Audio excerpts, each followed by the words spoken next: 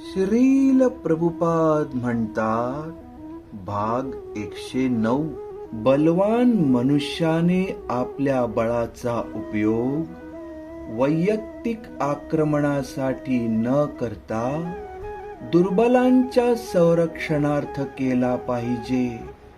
त्याचप्रमाणे धर्मतत्वानुसार असणारे कामजीवन इंद्रिय तृप्तीसाठी नसून केवळ प्रजोत्पादन करण्यासाठी आहे. हे ज्ञान श्रीमद भगवद्गीता जशी आहे तशी अध्याय 7 श्लोक 11 ह्यातून घेतला आहे.